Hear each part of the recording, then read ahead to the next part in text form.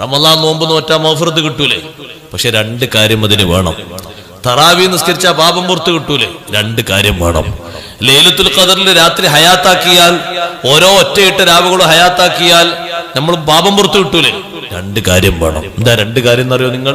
നബി സല്ലല്ലാഹു അലൈഹി വസല്ലം നിങ്ങൾ പറഞ്ഞു, മൻ സ്വാമ റമളാന, ഒരാൾ റമളാൻ നോമ്പ് നോറ്റാൽ ഈമാനൻ, വിശ്വസിച്ചുകൊണ്ട്, അള്ളാഹ് നിർബന്ധാക്കിയ കാര്യമെന്ന് ഉറച്ച വിശ്വാസം, അതെല്ലാവർക്കും ഉണ്ട്.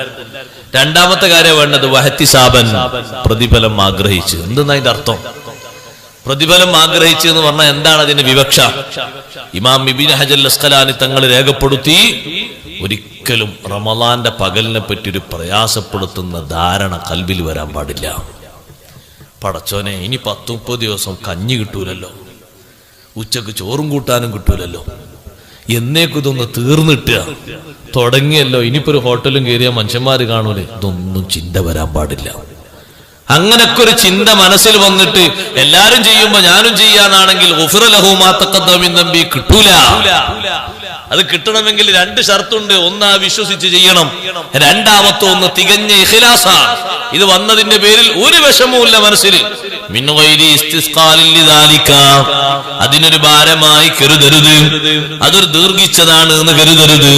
തറാവീഹ് നിസ്കാരത്തിനും മഗ്ഫിറത്ത് ലഭിക്കും. ചെറുദോഷങ്ങളെ കൊണ്ടാൽ, ചെറുദോഷങ്ങളാണ് അമലുകൾ കൊണ്ട് പൊറുക്കുന്നത്, വൻദോഷമല്ല.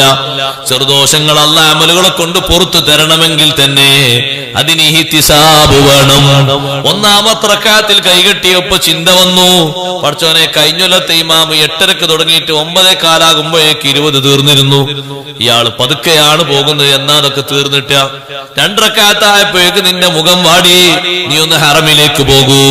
1.5 മണിക്കൂർ നീണ്ട ജമാഅത്തില് 90 വയസ്സുള്ള അറബികളൊക്കെ ഇരിക്കാതെ വടിയും കുത്തിപ്പിടിച്ച് ഖിയാമിലായി നിന്നിട്ട് തറാവീഹ് ആസ്വദിക്കുന്നു. 20 നിസ്കരിച്ചിട്ടവര് മടങ്ങുന്നു. എത്ര ദീർഘിച്ച തറാവീഹാണ്, അവർക്ക് പരാതിയില്ല. ഒരു ദിവസം വന്നതുകൊണ്ട് മറ്റൊരു ദിവസം മുടങ്ങുന്നില്ല. അവര് വരാതുമ്പോ ആരെങ്കിലും അത് കേസ് കൊടുക്കുകയില്ല.